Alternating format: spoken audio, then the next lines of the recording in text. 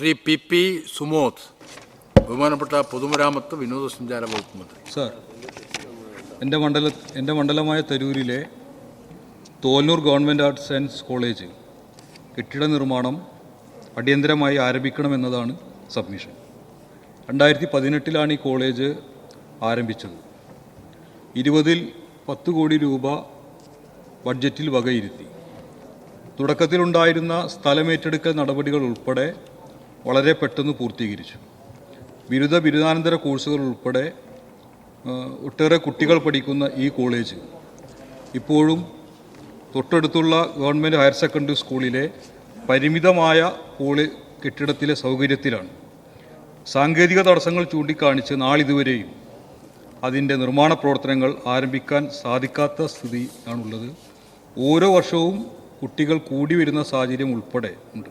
അപ്പോൾ അതുകൊണ്ട് അടിയന്തരമായി ഇതിൻ്റെ പ്രശ്നങ്ങൾ പരിഹരിച്ച് കോളേജ് കെട്ടിടം പണി ഈ വർഷം ആദ്യ പകുതിയിലെങ്കിലും തുടങ്ങി വെക്കാനാവശ്യമായ നടപടിക്രമങ്ങൾ സ്വീകരിക്കണമെന്നാണ് സബ്മിഷനിലൂടെ ആവശ്യപ്പെടുന്നത്. ബഹുമാനപ്പെട്ട മന്ത്രി. സർ,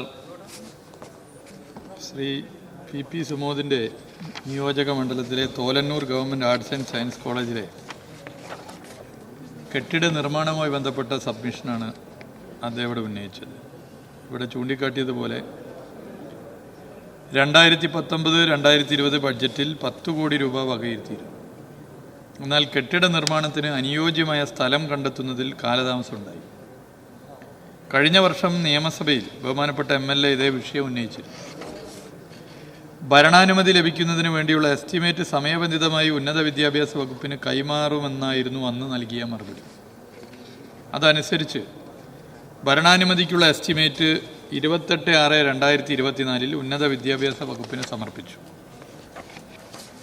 എന്നാൽ ഉന്നത വിദ്യാഭ്യാസ വകുപ്പ് ചില നിർദ്ദേശങ്ങളോടുകൂടി പുതുക്കിയ പ്രപ്പോസൽ സമർപ്പിക്കുവാൻ 31/12/2024 ആവശ്യപ്പെട്ടിരിക്കുകയാണ്. ഈ പ്രപ്പോസൽ പരിശോധിച്ച് ആവശ്യമായ മാറ്റങ്ങൾ വരുത്തുകയാണ്.